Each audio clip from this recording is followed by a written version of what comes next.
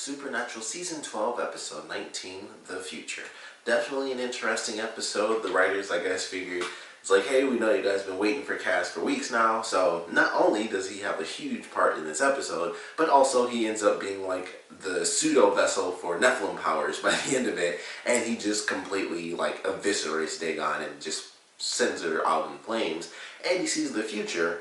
And he knows, or he at least believes he knows, because who knows what's going to happen with this thing. Like, it does actually show us a real future, so that's where it's like, okay, we do see a version of the future in this episode when Cass actually touches Kelly's stomach, and she sees the future. It does actually happen the way that she saw it, where it's Cass, her, and the baby, and Cass ends up protecting the two of them, and someone is just, set ablaze, and we find out it's Dagon at the end. So we do see that the visions from the baby actually can come true, but there's, it's still kind of up in the air. Is it like a guaranteed sort of thing? It's time travel, so, we've seen them tackle that before, where it's like they've definitely changed the future, so they don't always deal with, like, this is what we know the future is supposed to be, and then that's what the future is. They can easily alter that if they want to, so it's seemingly good. Maybe Kelly was right that, just because the baby saved her life. I was kind of on Dagon's side. I was like, man, she's kind of dumb if she's just going with that excuse. But, maybe the baby is actually good, and maybe that's why it saved Kelly, and not only because it wanted to survive. So we'll see what happens there. But by the end of this episode, Cass has decided to go off with Kelly and basically protect her and the baby so that the baby can be born, which I believe is going to happen during the season finale, because that's like, I don't know, I think it's like 4 weeks away or something like that. It's almost like a full month away. But they make a point to say, like, Sam's amazing estimates based on when the baby is going to be born is May 18th, which is definitely on a Thursday. I made sure I checked as soon as he said it. So that is, see, that's 1, 2, 3. That's only 3 weeks away. So we'll see how that plays out. I don't know. That might not actually be the finale. It could be the episode like right before the finale, but May 18th is actually on a Thursday, so I'm like, all right, they're probably going to do it where the baby's born. It could be either, I would assume it's either going to be the finale, or maybe it's the episode right before the finale, and then the finale will be like, this is exactly who actually ends up, with the baby, and we just see where things go from there. But it was interesting, so we know what we should be looking forward to. We only got a couple more weeks to wait before she ends up having this baby on the May 18th episode. So I'm excited to see that for sure, since they basically announced it. But this is definitely a fun episode. The action I thought was entertaining.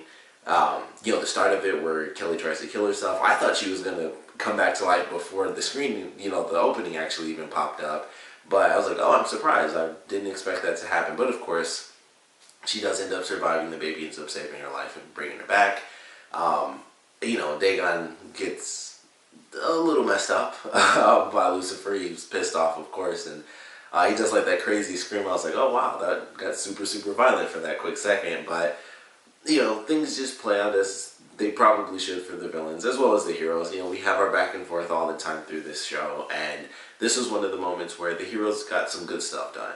They had it where they have their argument in the beginning when Cass finally comes back. Dean is super mad. It's like, we had a chance to take her down if you were here. You could have helped with that, and we could have stopped her in the past.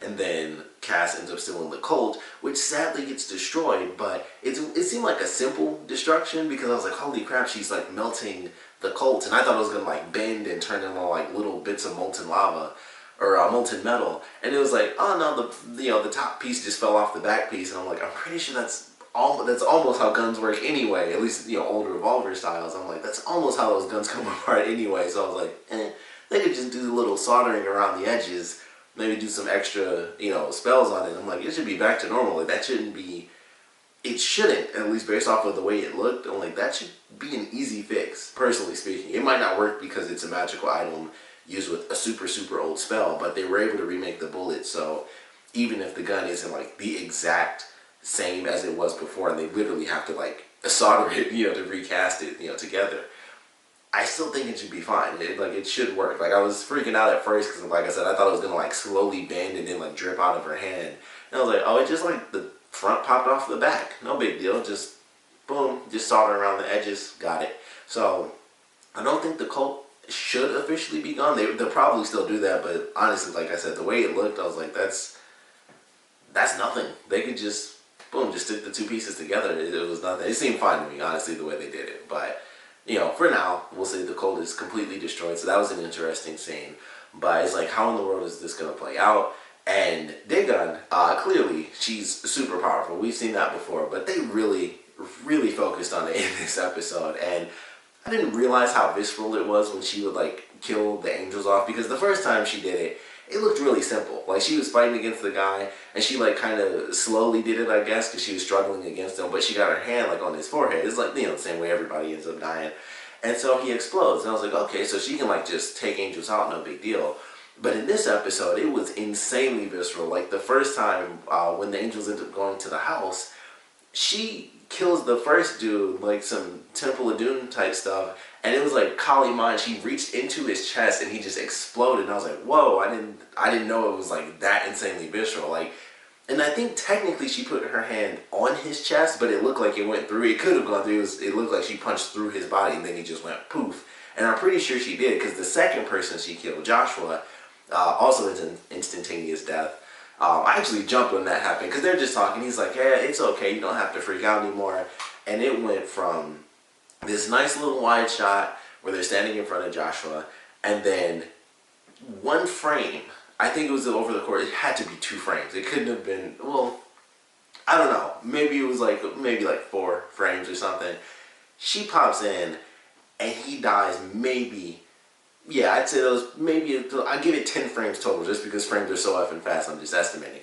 But she pops in, and her hand is already inside of his chest, and she popped in, and it was a super loud explosion too. That's why it made me jump, because I was doing something else, and I just heard this explosion, and I was like, what? How did he just die? So I went back, and she popped up, and I legitimately jumped, because it was just like, here she is, and you couldn't even say that all the way out loud before he exploded, and it was just like, holy crap, she destroyed that guy. So visually, I love the way they did her like final 2 kills in the series, because they looked really sweet, and it was just like, holy crap, she just went boom, and they're just gone. It was just a cool way to do it. But I love the way the episode was playing out, and it's Cass. You know, it was a big story about Cass, like him having kind of a crappy year. They talk about that towards the end, with him having killed a couple of people and things not really going his way, and him wanting to win so bad that he's not seeing straight. And so he has this mission where he steals the colt because he doesn't want Sam and Dean involved in such, you know, a horrible situation where they have to kill someone who's innocent. And he thought that he could, and that wasn't the situation, because he totally had Kelly. He could have just killed her right there, and it would have been all said and done. But he doesn't end up doing that, and so it's a lot of his philosophy, like, you know, I should have done this, and what can we do? And, you know, they actually have the idea to take the essence, or take the grace out of the baby so that it's just a normal human baby, and it's like, that could work.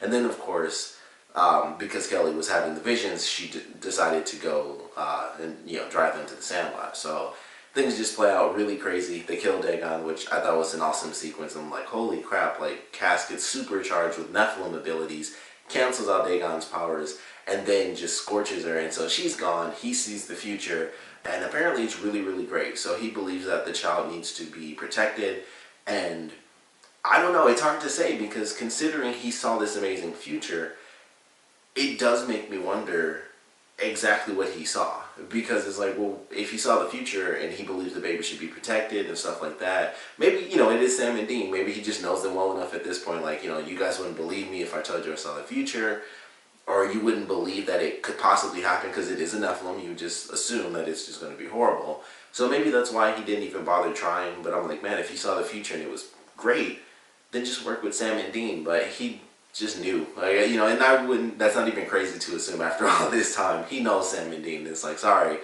boom, and he just drops them down, and he leaves with Kelly. And it's like, okay, let's see where the heck this goes. But I did really enjoy this episode. Cool to see them actually take out Dagon. I thought she'd be in it, really, like, until like the end, to be totally honest. I didn't even think that she'd die. I just assumed they would find some way to, like, trap her or something, but not actually kill her, just to have, like, a secondary villain, like, keep Lucifer, but still have one of the, you know, well, they still have others. I think all of them were still alive until, you know, they actually started, you know, this season.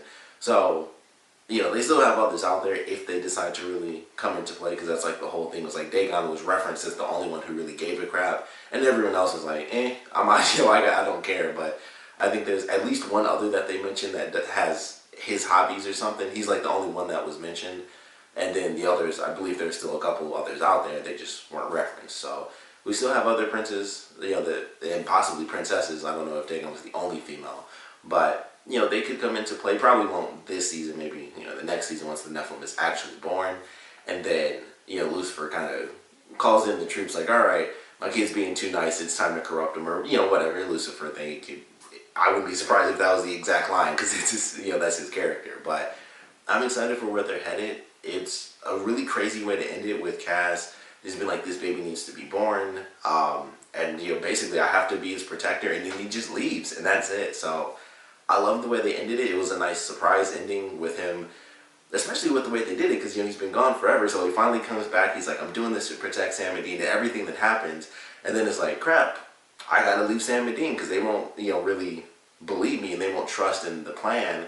So I got to just leave again. And now he's with Kelly and they take off. So it's like, I don't know if we should expect to see him too much anymore. Once again, like, he left, came in this episode, got Kelly, and now he's gone again. Who knows? I'm sure he'll be back soon because we should be close to the end of the season. But I'm just like, okay, let's see what happens here. But really like the way they did Cass's story in this episode. Really enjoyed the ending with this mysterious future and what he saw.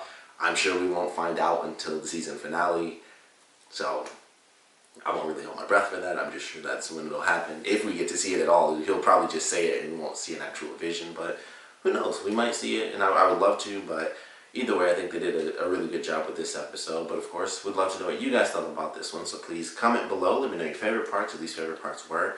And I definitely want to know what your theories are around this Nephilim. And will it ultimately come out as an actual hero character? Because that's really powerful. I would assume Lucifer is still more powerful because he is Lucifer. And as powerful as a Nephilim is as both human and an angel, it still wouldn't be as powerful as Lucifer, I would imagine. I can't remember the specific details. I think Nephilim are very powerful. It's just that they still aren't as powerful as specific angels or demons. They can be as powerful as normal angels, I believe, or close to it or something like that. And they can see angels, because I think that was the deal with the Nephilim that Cass was hunting before. He didn't know it was a Nephilim, but she knew that he was an angel, I believe, if I remember right.